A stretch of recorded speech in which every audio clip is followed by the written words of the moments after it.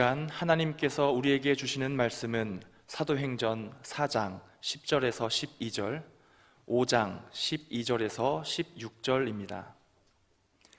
제가 보는 성경으로 신약 191쪽, 193쪽입니다. 말씀을 봉독할 때에 하나님의 음성을 들으시기 바랍니다. 먼저 사도행전 4장 10절에서 12절입니다. 너희와 모든 이스라엘 백성들은 알라. 너희가 십자가에 못 박고 하나님이 죽은 자 가운데서 살리신 나사렛 예수 그리스도의 이름으로 이 사람이 건강하게 되어 너희 앞에 섰느니라. 이 예수는 너희 건축자들의 버린 돌로서 집 모퉁이의 머릿돌이 되었느니라. 다른 이로서는 구원을 받을 수 없나니 천하 사람 중에 구원을 받을 만한 다른 이름을 우리에게 주신 일이 없음이라 하였더라. 사도들의 손을 통하여 민간의 표적과 기사가 많이 일어나매 믿는 사람이 다 마음을 같이하여 솔로몬 행각에 모이고 그 나머지는 감히 그들과 상종하는 사람이 없으나 백성이 칭송하더라. 믿고 주께로 나아오는 자가 더 많으니 남녀의 큰 무리더라. 심지어 병든 사람을 메고 거리에 나가 침대와 요 위에 누이고 베드로가 지날 때에 혹 그의 그림자라도 누구에게 덮일까 바라고 예루살렘 부근에 수많은 사람들도 모여 병든 사람과 더러운 귀신에게 괴로움 받는 사람을 데리고 와서 다 나음을 얻으니라. 아멘. 네, 상영을 했던 영화 나는 왕이로소이다 라고 하는 영화를 여러분 보셨을 수도 있을 것 같아요. 그 내용을 보면은 진짜 왕이 누군가 이제 시해를 하려고 그래, 죽이려고 하니까 이 왕의 자리를 잠깐 좀 비껴서 숨어 있어야 됩니다. 그래서 가짜 왕을 그 자리에 앉혀놓고 이제 그 위기를 넘으려고 하는 이런 장면이 나옵니다. 근데 가짜 왕은 왕을 좀 닮아야 되겠죠. 그래서 찾다가 각설이 타령을 하고 이야기꾼으로 먹고 사는 한 사람을 발견합니다. 외모가 비슷합니다. 그래서 그 사람을 데려다가 왕궁에서 몰래 왕의 말투, 이리 오너라 라든지 이런 것들을 하나하나 가르치기를 시작을 하죠. 그리고 일정한 시간이 지났습니다. 그런데 진짜 왕과 가짜 왕이 똑같은 거예요. 외모라든지 말투라든지 아주 똑같이 생겼습니다. 자, 이제 가짜 왕이 용상에 앉아서 그냥 그 기간만 지내주면 돼요. 그 사람이 하는 역할은 그냥 있는 거예요. 그리고 누군가 와서 죽인다 그러면 자기가 대신 죽임을 당하는 이런 역할이었습니다. 자, 그런데 이상한 일이 일어나요. 이 사람이 가짜 왕인데도 불구하고 진짜 왕같이 정치를 하는 거예요. 백성의 마음을 다스려주고 신하들의 말을 하나씩 잘 들어줍니다. 그동안에 막혀 있었던 국가의 여러 가지 정책들의 물꼬를 하나씩 트기를 시작을 하는 거예요. 이 가짜 왕이 지금 이렇게 하고 있는 겁니다. 그러자 이 일을 꾸몄던 영의정이 야, 진짜 왕은 어떻게 할 것인가? 이런 갈등의 장면이 나오고 있습니다. 진짜는 가짜처럼 일을 하고 가짜인데도 진짜처럼 일을 하는 이러한 장면 있죠. 그 영화는 우리들에게 전해주는 메시지가 있어요. 여러분들의 인생을 진짜로 살 것이냐 가짜로 살 것이냐 라고 하는 메시지입니다. 우리는 살아가면서 종종 진짜와 가짜를 만납니다. 그런데 문제는 우리의 머리는 진짜와 가짜를 구별할 줄 모른다는 거예요. 좀 더 정확하게 하면 우리의 뇌는 이게 진짜인지 가짜인지 구별하는 능력이 떨어진다는 겁니다. 한 가지 실험을 한번 해보겠습니다. 지금 여러분들 설교를 들으시면서 그냥 상상으로 머릿속으로 한번 그려보시죠. 이렇게 노랗게 생긴 레몬이 있습니다. 레몬을 칼로 반을 뚝 잘랐습니다. 아시죠? 그런데 이것을 한 입을 콱 물었습니다. 자, 여러분, 이렇게 제가 설교를 하면서 상상을 해보라고 하니까 우리의 뇌가 자극을 받아서 진짜 먹지도 않는데 막 신맛을 느끼는 것 같고 입에 침이 고이는 것 같은 이런 현상이 일어납니다. 이게 바로 뇌가 작동을 이렇게 했기 때문에 그렇습니다. 진짜가 아닌데도 불구하고 뇌는 우리의 상상만으로도 이런 역할을 한다는 것이죠. 그러면 뇌는 무엇을 가지고 반응을 할까요? 그동안에 우리가 들어왔던 정보, 그리고 경험했던 것. 그래서 여러분, 올바른 소리를 잘 들어야 돼요. 안 그러면은 나쁜 정보를 받게 되면, 가짜 뉴스를 우리가 듣게 되면 그게 뇌가 그걸 믿어버리는 거예요. 그리고 이거 바꿀 수가 없는 이런 상황까지 가게 됩니다. 그러므로 진짜와 가짜를 구별하는 데는 세 가지가 꼭 필요합니다. 첫째, 누가 말하였는가? 이게 중요합니다. 그리고 두 번째, 거기에 대한 근거가 무엇인가? 그리고 다른 자료는 여기에 대해서 어떻게 이야기를 하고 있는가? 이거는 진짜와 가짜를 구별하는 세 가지 이론이란 말입니다. 자, 한번 또 이렇게 예를 들어보겠습니다. 우리가 정명석 재임에서 아주 나쁜 놈입니다. 그리고 신천지 있어요. 거기에 들어가 있는 사람들이 있습니다. 그런데 그 단체에서 하는 것들이 뭐냐면은 이상한 정보를 사람에게 넣어줘요. 그들에게 넣어줍니다. 그리고 가짜 예수를 그 안에 만들어 줍니다. 그리고 그 다음에 하는 게 사람들의 이목을 끄는 사건들을 근거로 제시를 해요. 예를 들면은 기존 교회 목회자들의 성적인 비리, 무슨 재정적인 비리, 이런 게 뉴스에 많이 나오는데 그걸 편집을 합니다. 편집을 해서 이걸 계속 보여줍니다. 그러니까 공신력 있는 뉴스에서 이렇게 얘기해 버리니까요, 세상의 모든 교회 목사는 다 도둑놈으로 보이게끔 만들어 드립니다. 여러분을요. 자, 그리고 다른 자료에서는 무엇이라고 얘기하는가? 이상한 학자들이 와서 이제 정명석이가 메시아다, 신천지 누군가가 메시아다라고 하는 이런 이론들을 만들기를 시작합니다. 이거 봐라 하면서 다른 자료도 이렇게 이야기를 하고 있지 않느냐라고 제시를 하게 됩니다. 그리고 정보를 차단시킵니다. 그러면요, 예수가 형성이 되는 거예요. 이 안에 그 사람이 메시아입니다. 그럼 자기의 목숨을 바쳐서 거기 따라가게끔 만드는 게 그들의 수법 중에 하나입니다. 그런데 여러분, 오늘 제가 좀 심각한 이야기, 좀 무거운 이야기 좀 해야 될 것 같아요. 여러분들이 부담스러운 말씀을 좀 드려야 될 것 같아요. 오늘 주제가 여러분 안에는 진짜 예수가 있는가? 가짜 예수를 믿으면서 가짜 믿음을 가진 사람들이 있어요. 여러분, 목사도 가짜 목사 있고요, 교회도 가짜 교회가 분명히 존재합니다. 그런데 우리들 머리로는 이것을 구분할 수가 없다는데 한계점이 있는 거예요. 진짜인 줄 알고 믿고 따라갔습니다. 그런데 어느 순간에 가짜임이 드러났을 때 인생이 허무하게 되는 거예요. 그리고 그 집단을, 그 교회를 떠나게 되는 일이 일어납니다. 그래서 항상 성경이 기준을 잡아 주었습니다. 그러면 성경에서는 진짜와 가짜를 어떻게 구별하는가? 그리고 진짜 그리스도인, 가짜 그리스도인, 진짜 교회, 가짜 교회를 성경은 어떻게 구분하고 있는가를 우리가 봐야지만이 될 것 같아요. 이렇게 이야기를 하면서 좀 접근을 해보겠습니다. 주로 가짜는 화려함과 현란함 등으로 치장을 해요. 제가 아는 목사님 부부에 대한 이야기를 해볼게요. 이분들은 결혼이 한 25년에서 30년 차 된 부부입니다. 그런데 길을 가면서도 손을 잡고 가고요, 모임에 나오잖아요. 얼마나 살갑게 하는지, 맛있는 것 있으면 갖다 주고, 여보 이거 먹으세요, 저거. 사람들이 굉장히 부러워하는 아주 인고 부부예요. 부러움의 대상이 됩니다. 부부들 간에 이야기를 할 때도 친근감이 막 넘쳐나요. 이런 결혼 생활 10년, 20년 되면은 주로 부부들이 서로 남보듯이 하는 경우가 많이 있는데, 이분들은 그렇지 않아요. 아주 굉장히 애정이 드러납니다. 부부 금실이 참 좋다라고 외부에서 그렇게 인정을 했었던 분들입니다. 그런데 어느 날 사모님, 부인 되시는 분이 저희 부부에게, 저와 집사람에게 이런 이야기를 해요. 사모님, 목사님, 사실은 집에서 우리 둘은, 그분들은 한마디를 안 한대요. 각방을 쓴다는 거예요. 그러면서 그 사모님이 이렇게 얘기해요.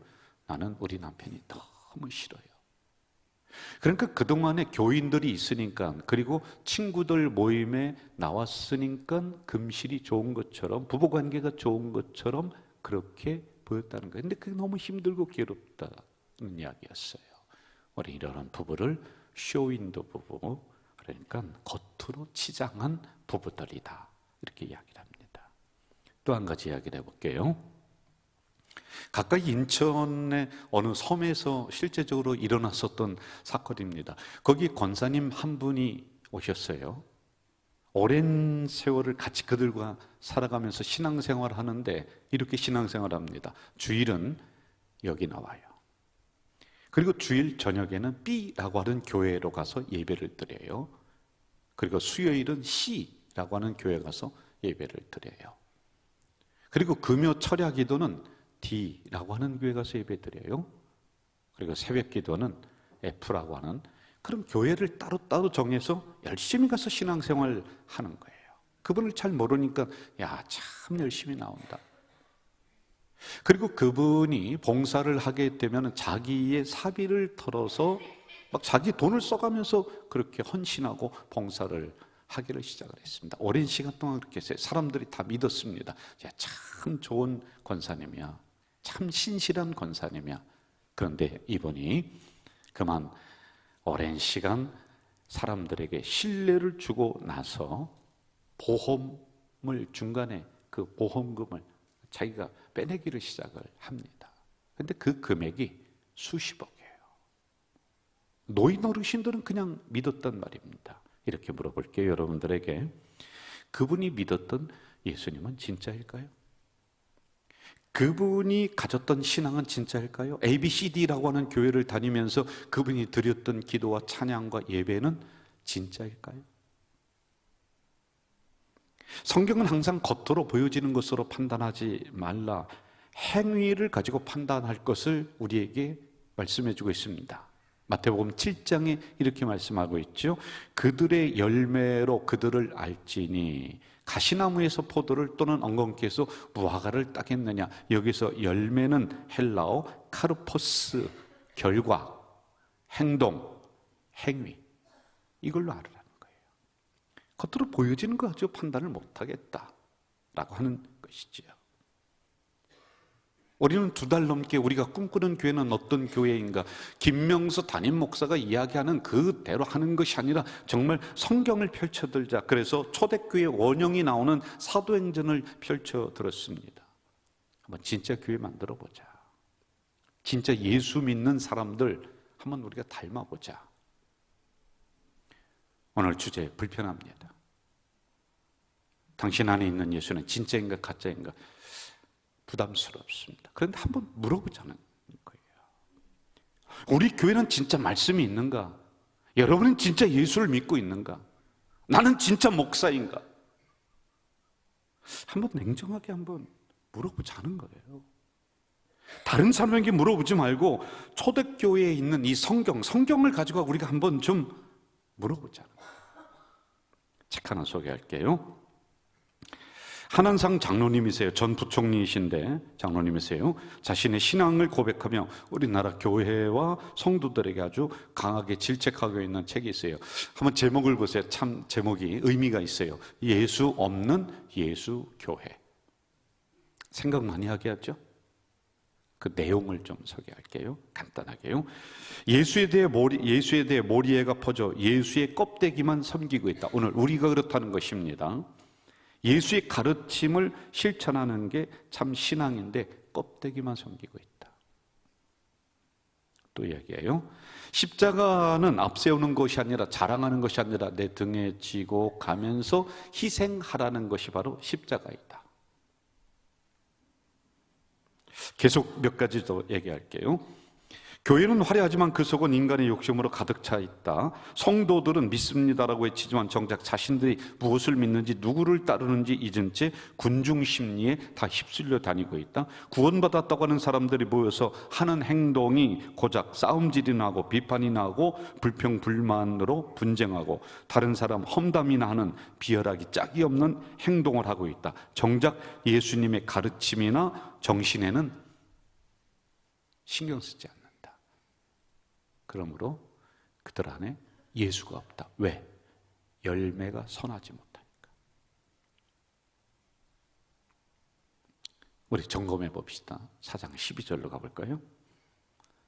다른 이로서는 구원을 받을 수 없나니 천하 사람 중에 구원을 받을 만한 다른 이름을 우리에게 주신 일이 없음이라 하였더라. 익명의 그리스도인이라고 하는 이론을 가톨릭 신학자 카롤 라너가 주장했습니다. 이 내용이 뭐냐면은 복음을 받아들이지 않아도 성경이 없어도 구원받은 사람이 있다. 깜짝 놀랐습니다. 그러면서 이론을 쭉 펼쳐 나가기를 시작합니다.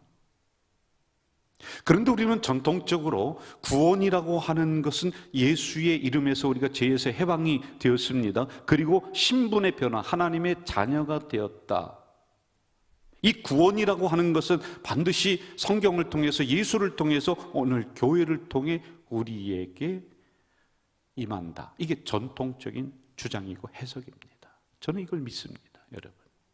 그런데 익명의 그리스도인은 이 이론을 부정하는 거예요. 많은 파장이 일어났습니다. 더 나아가서 어떻게 얘기하냐면, 야, 기독교에만 꼭 구원이 있을 이유가 어디 있느냐? 사람들이 박수를 쳐요. 이야, 참 놀랍다. 그래, 그동안 기독교 너무 독선적이었어. 자기들만 구원이 있다고.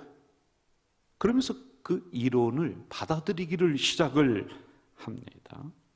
꽤 많은 목회자들이 포스트 모더니즘이라고 하는 그 이론이에요. 같은 거예요.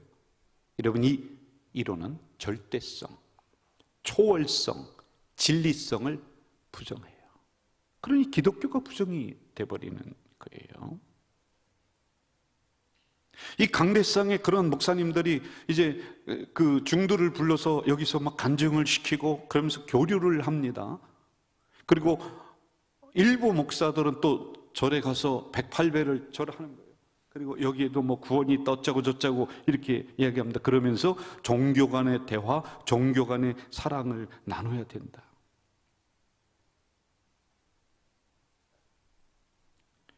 그러다 보니 거기에 따라가는 교회가 점점점 더 많아집니다. 강대상에서 절대 진리인 복음이 사라지기 시작해요. 예수 천당. 현대 사람들이 싫어해. 왜 그런 얘기를 해? 구원의 절대성이 아니라 보편화. 어디든지 구원이 있는 거지. 이렇게 합니다. 여러분, 저는 열린 목사라고 저는 생각합니다. 그리고 개혁을 주장하는 목사입니다. 다른 종교에 대한 예절을 저는 지킵니다. 제가 절간에 가서 뭐 예수 천당 그렇게 얘기하지 않습니다. 거기 가서 주기도문 외우는 목사가 아니에요. 거기에 있는 돌탑이 우상단지라고 해서 제가 그걸 부시고 뭐 막 그렇게 하는 목사가 아니에요. 뭐 스님들 보면은 제가 예를 다 합니다. 인사하고 그렇습니다. 세상 사람들이 목사라고 하지 목사님이라고 잘 안 합니다. 그런데 세상 사람들이 중을 보면서 중 그럽니까? 스님 그렇게 해요. 님자 붙여요. 그런데 저는 중 이렇게 얘기 안 하고 스님이라고 그분에 대한 예절을 제가 지켜드려요. 그 종교 예의를 제가 다해서 제가 지킵니다. 그 종교가 가진 철학이나 진리 존중해 줍니다. 나름대로 거기도 진리가 있겠지요. 그런데 존중하는 것과 믿는 것과는 차원이 달라요. 저는 믿지는 않습니다. 그냥 일반적으로 예의를 제가 다하는 것이죠. 여러분, 복음에는 복음으로 존재하는 절대적 진리가 있는 거예요. 그 안에 어떤 다른 이론이나 다른 종교가, 다른 진리가 섞일 수 있는 게 아니에요. 초대교회는 이 기준을 분명히 했다는 거예요. 다른 사람 이름으로는 구원을 받을 수 없다. 구원을 준 이름이 없다는 거예요. 더 축약할까요? 예수는 나의 구원주이시다 라고 하는 이 진리 흔들리지 않았어요. 이 진리 때문에 사람들이 껍데기가 벗겨지면서 죽었습니다. 그 문장 하나 지키려고요. 그것 때문에 자기 몸이 토막이 나도 이 진리 놓지 않았어요. 불태워 죽여도요. 그냥 태워 죽여라. 이 진리 지키려고 그렇게 했단 말이에요. 그래서 교회가 형성이 됐어요. 왜? 이거 무너지면 교회 다 무너지는 거예요. 이 복음, 진리. 여러분, 우리는 하나님의 말씀인 성경 기준이 된다는 거 믿습니다. 이 말씀이 절대 진리라고 하는 거 우리는 분명히 믿습니다. 다른 이로서는 구원을 받을 수 없다. 오직 예수 그리스도만이 우리를 구원해 주신다라고 하는, 이거 우리는 분명히 믿습니다. 여러분 믿습니까? 이거 우리가 논다면요, 이거 우리가 양보한다면요, 우리 이렇게 나와서 예배 드릴 이유가 없는 거예요. 여러분들이 친교로다가 뭐 서로 사람이 좋아서 나와서 2번, 3번, 4번 이렇게 찬양대 할 수는 있죠. 그런데 이 진리 없으면은, 이거 믿지 못하면은 여러분 찬양대도 못 해요. 우리 예배 못 드려요. 교회 안 나와요. 교회 무너져요. 이 부분이 있기 때문에 사람들이 흉보고 손가락질해도 우리는 이 진리 붙잡고 가는 거란 말이에요. 그래, 예수는 나의 구원주이시다. 여러분, 여기 어떤 설명이 더 있어야 되겠어요? 이거 믿는 무리가 우리예요. 성도예요. 성도예요. 올해만 해도 지금까지 50명이 넘는 성도들이 등록을 하셨습니다. 이분들이 처음에는 야 좋은 교회다, 야 건강한 교회다, 그렇게 하시면서 등록을 하셨을 것 같아요. 그런데 여러분, 만약 우리 교회가 계속해서 사회복지나 얘기하고 이웃 뭐 도와주는 거나 이야기하고, 아마 그렇게 계속한다면 그분들 교회 떠날 거예요. 왜? 그 다른 데서 다 하고 있거든요. 그게 교회를 이루는 근간이 아니에요. 건강하게 되는 하나의 방법론이지. 여러분, 지지난주에 우리 교회가 담임 목사 재신임표, 그걸 보면서 어떤 분들이 이렇게 생각했을 거예요. 야, 정말 민주적인 교회다. 정말 오늘날에 보기 드문 교회다. 욕심 없는 교회다. 여러분, 그것은 건강성을 향해 나가는 하나의 장치일 뿐이지 그게 근본이 아니에요. 여기에 있는 성도들이, 새로 오신 분이 지금 눈을 동그랗게 뜨고 쳐다보는 게 있습니다. 이 교회는 진짜 예수 믿는 교회인가? 진짜 예수가 있는가? 이 강단에는 진짜 복음이 전파되는가? 이거 없으면요, 다 떠납니다.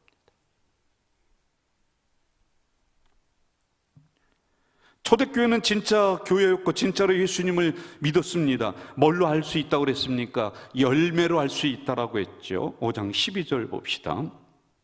사도들의 손을 통해 민간의 표적과 기사가 많이 일어났다. 사도들은 교회를 대표하는 제자들, 지도자들, 저 장로님, 권사님, 교역장님, 이런 사람들의 손을 통해서 예수님의 기적의 역사가 두 방향으로 나갑니다. 교회 공동체로 나가고 민간 지역, 일반 지역에까지 이것이 나가게 됩니다. 여기서 핵심을 잡읍시다. 기적의 역사를 그렇게 보여준다는 것이 아니라 지도자들이 올바른 진리의 말씀에 먼저 하나가 됐다는 것이죠. 자기들의 역할을 지금 다 하고 있다는 것입니다. 기적을 일으키는 불씨가 되었다는 거예요.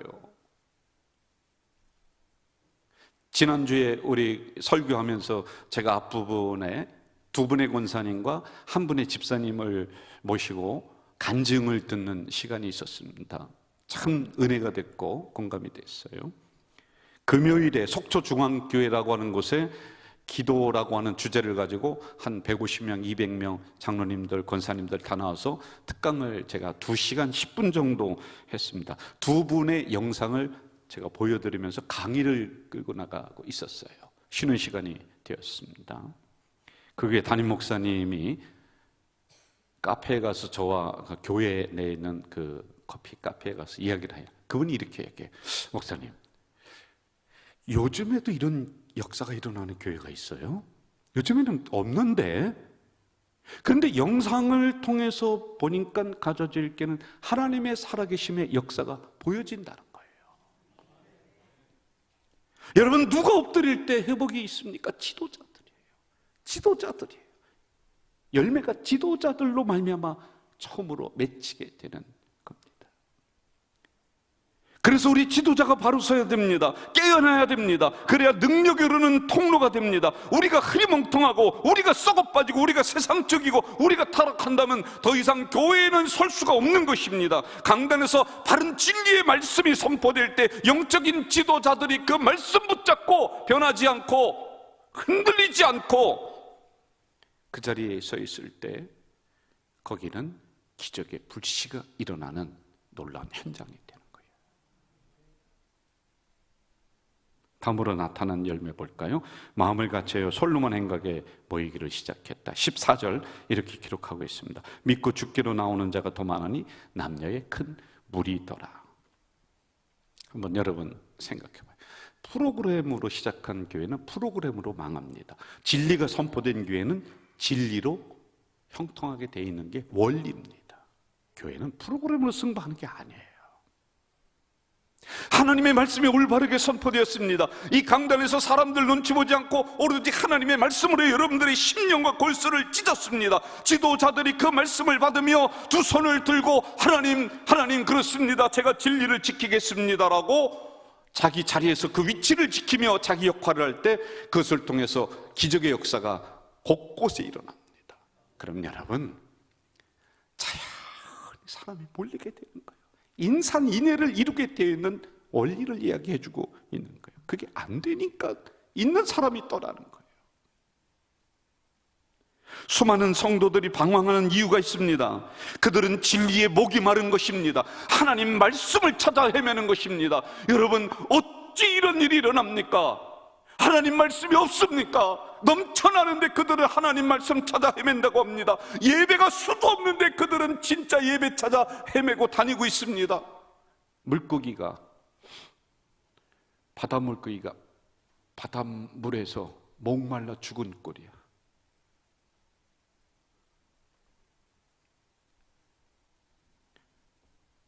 진정한 예배가 드려지고 진리의 말씀이 선포되고 지도자들이 겸손한 자세로 바르게 처신한다면 더 이상 성도들은 방황하지 않습니다. 초청잔치하지 않아도 전도 대상자 하나하나 써내지 않아도 밝은 진리의 빛으로 사람들이 모이는 거예요. 지난 금요일 성령 집회 때 제가 너무 먼 길을 오고 가서 많이 지치고 또 최근 조금씩 누적이 된 부분들이 있어서 강사님한테 인사만 하고 죄송합니다 하고 제가 집에 가서 유튜브를 통해서 간간히 기도에 참석을 했어요. 제 속으로 이렇게 기도했습니다. 하나님, 200명은 좀 넘게 오면 좋을 것 같아요. 300명까지도 말하지도 않는데, 그런데 그 다음에 우리 교육자들에게 몇 분이 나오셨냐 했더니 목사님 많이 오셨어요. 300명이 넘게 이렇게 오셨어요 라는 이야기를 들었습니다. 여러분, 교회가 시끄러우면 사람들이 안 와요. 시험 들면 교회 안 옵니다. 긴장하면 교회 떠납니다. 그러나 은혜가 있고 사람 사는 곳이고 따뜻하고 성령의 환한 분위기가 있으면은, 그리고 진리의 말씀이 올바로 선포되고 우리 지도자들이 낮은 자세로 겸손하게 섬기면 사람들이 자연히 오게 되는 거예요. 제가 또 묻을게요. 우리 교회는 성도가 떠나는 교회예요? 오는 교회예요? 아니, 그냥 속으로 대답하세요. 우리 교회는 분쟁의 교회입니까? 아니면 화합의 교회입니까? 우리 교회는 다른 사람을 막 상처 주는 교회입니까? 아니면은 상처받은 사람을 싸매주는 교회입니까? 마음을 같이하여 모인 공동체, 우리 공동체 이거 하나만 기억해 주십시오. 예수 십자가 은혜로 나 같은 사람이 구원받았다, 나 같은 사람이 구원의 반열에 올랐다. 그게 감사한 거예요. 지난 한 주간 동안 우리는 죄 중에 살았는데 이 시간에 하나님 앞에 이렇게 예배 드린다. 이거 외에 우리가 뭐가 있습니까? 이슬람 교도들은요, 성전에 들어갈 때 어떻게 하느냐 하면은 신발을 벗고 양말을 벗고 발을 씻고 손을 씻고 조심스럽게 성전에 들어가요. 왜? 자기의 살아온 삶을 다 씻고 성전에 들어간다. 성전에 들어가서 나 같은 이렇게 더러운 존재가 왔는데 절대로 싸우지 않습니다. 절대로 큰 소리 나지 않아요. 유대교는요, 저 앞에 성전 앞에 물두멍이라고 해서 큰 이렇게 물 받는 그릇이 있어요. 거기서 손을 씻고 들어갑니다. 한 주간 동안 나의 삶이 엉망이었거든요. 그들은 절대로 교회에서 큰 소리 없습니다. 우리 교회는 어떤 교회인가? 또 사람들이 점점 많이 오는 이런 열매가 맺혀지길 주의 이름으로 축원합니다. 초대교회에 맺혀진 다음의 열매 볼까요? 13절 하반절에 백성이 칭송하더라. 오늘 한국교회는 세상 사람들에게 칭송받던 초대교회의 성도들과는 달리 사람들에게 비난의 대상이 된 것은 자명한 사실입니다. 이렇게 된 데에는 성도들이 구별된 삶을 살지 못했습니다. 성도는 거룩한 백성, 구별된 무리, 이걸 놔버렸습니다. 교회도 세상과 구별돼야 되는데 그렇지 못해요. 더합니다. 호주 신학자 마이클 프로스터라고 하는 사람은 세상을 놀라게 하라라고 하는 책에서 이렇게 이야기합니다. 초대교회 성도가 사회 각 분야에 스며들어 궁금증을 유발하는 삶을 살았다. 믿지 않는 사람들에게 복음에 대한 호기심을 불러일으켰다. 전염병이 일어났습니다. 많은 사람들이 그 도시를 떠납니다. 왜? 거기 있으면 죽습니다. 그런데 일단의 무리들이 다시 그 도시로 들어갑니다. 저들이 누구지? 가서 그들이 시체를 치웁니다. 그리고 거리를 청소합니다. 주변에 있는 사람들에게 궁금증을 불러일으켰어. 알고 봤더니 그리스도인들이에요. 용서가 없습니다. 서로 죽이고 서로 고소하는 이러한 현장에서 용서를 해요. 저들이 누구지? 궁금증을 불러일으켰어요. 알고 봤더니 그리스도인들이에요.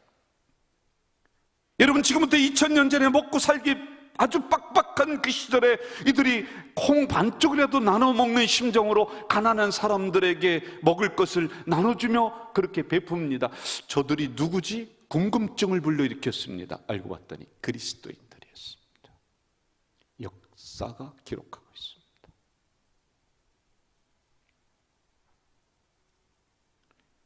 이 물음이 커졌고 사회 전체적으로 이들의 삶의 영향력이 번져나갑니다. 실제로 초대교회 성도의 이런 삶의 영향력이 얼마나 놀라웠는지 기독교를 핍박을 했었던 로마 율리아누스, 아주 굉장히 악랄한 황제예요. 아주 기독교를 씨를 발리려고 했어요. 그런데 왜 그랬느냐? 이 기독교의 영향력이 점점 커져가는 거예요. 여러분, 심지어는 로마에 있는 원로들, 아주 정치인들, 갑부들이 며느리를 구하려고 교회 앞에 와서 진을 치고 있는 거예요. 그 중에 하나를 며느리로 하려고. 그래서 기독교를 핍박했다. 초대교회 성도의 이런 삶을 본 세상 사람들이 이렇게 물었습니다. 당신들이 믿는 신앙은 도대체 무엇이길래 우리와 이렇게 다른 삶을 살아가는 것입니까? 라고 물었을 때 그 책에 나오는 거예요. 지금 사람들의 이런 질문에 초대교회 성도는 이렇게 답을 했습니다. 우리는 그리스도인입니다. 우리는 예수님의 교훈과 삶을 본받아 사는 사람들이다. 제가 또 물을게요. 여러분 대답 잘해 주세요. 가장 좋은 교회는 어느 교회입니까? 대답이 현잖아요. 가장 행복한 교회는 어느 교회입니까? 말씀이 살아있는 교회는 어느 교회입니까?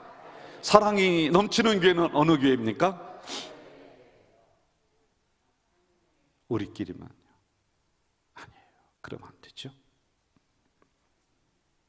주변에 있는 사람들이 저 사람은 누구지? 궁금증을 불러일으켜요. 알고 봤더니 가짜제 이렇게 교인이구나. 어려움 당한 사람을 향해 서슴없이 다가가서 그들을 도와줍니다. 저 사람은 누구지? 라고 궁금증을 불러일으켰습니다. 알고 봤더니 가짜절개 권사님이시구나. 그랬던 사람들이 이렇게 얘기합니다. 가짜절개가 우리 동네에 있는 것이 참 좋다. 그리고 그들이 이렇게 얘기합니다. 내가 교회 나갈 때 되면 가짜절개 갈 거야. 교회 나가고 싶어하는 사람을 발견했습니다. 그러면 그분이 우리 교회는 안 나오지만 이렇게 얘기합니다. 그 교회 가봐. 가짜절교회. 이게 열매있죠. 마지막으로 가봅시다. 16절 초대교회 열매 다음과 같이 기록하고 있습니다. 다 나음을 얻었다. 여러분 저를 보시죠.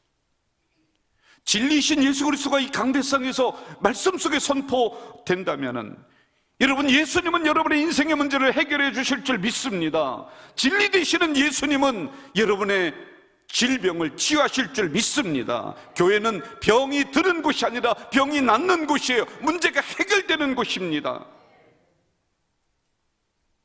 여러분, 밖에서는 막 행복하고 기대감을 가지고 교회에 달려왔습니다. 교회에 왔더니요, 너무 스트레스가 돼요. 막 그냥 마음이 상해요. 힘들어 죽겠어요. 그게 무슨 교회입니까? 다시 물어야 됩니다. 진짜 예수가 있느냐? 예수 없으면은요, 이렇게 됩니다. 왜 이 복음이 예수가 선포되는 이곳에 우리가 스트레스 받아야 되죠? 우리가 왜 상처받아야 되죠? 아니에요. 예수님이 선포되는 우리 교회는 다 나음을 얻었다. 문제가 해결되고 질병이 떠나가고 이런 역사가 일어날 줄 믿습니다. 제가 이제 설교를 준비하는 내내 마음이 굉장히 무거웠어요. 이제 모든 설교가 준비되고 마지막으로는 나한테로 딱 오더라고요. 나는 진짜 목사인가?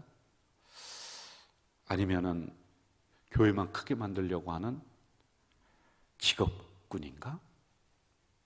고민이 너무 됐어요. 여기에 대한 답이 죄송해요. 제가 자신이 없더라고요. 나는 정말 예수님 한 분이면 되는가? 근데 그게 아닌 것 같아요. 오늘 등록 몇 명 했느냐? 우리 교회 숫자가 몇 명이냐? 그게 앞섰던 것 같아요. 참 자신할 수가 없었어요. 참 미안한 마음이 들더라고요. 나는 그동안 진리신 예수님만을 선포하는 설교가였는가? 라고 하는 이 질문 앞에서는 성도들을 선동하는 선동가가 아닌가? 이것도 자신할 수가 없었어요. 미안해요. 성도님들에게. 또 이렇게 물었습니다. 제가 한 교회를 책임지는 담임 목사로 우리 공동체는 진정한 복음이 기준이 되고 선포가 되고 있는가?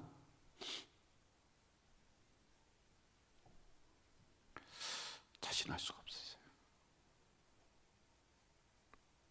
그래도 한 가지 마음의 위안이 되는 게 좀 있었습니다. 제가 이야기하는 교회가 아니라 이런 상황에서 우리가 사도행전이라고 하는 성경을 다시 펼쳤다는 것. 그리고 그 초대교회가 했었던 일들을 우리가 다시 점검하며 우리를 고쳐나가고 있다는 것. 이게 마음의 위로가 좀 되었습니다. 여러분, 정말 나는 죽고 예수의 복음으로 다시 사는 성도들 되시기를 주의 이름으로 축원합니다. 시간이 좀 갔지만 이 찬양을 좀 같이 좀 했으면 좋을 것 같아요. 찬양이 너무 좋아요. 우리 이용동 목사님 같이 해주시고 우리의 마음을 담아서 같이 고백해 봅시다.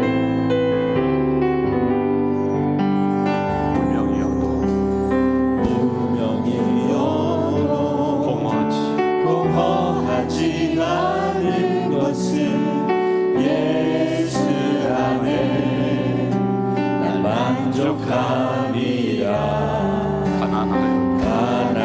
가난하여도 부족하지 않은 것은 예수 안에 오직 나니 부요함이라. 고난 중에도 견뎌낼 수 있는 것은 주의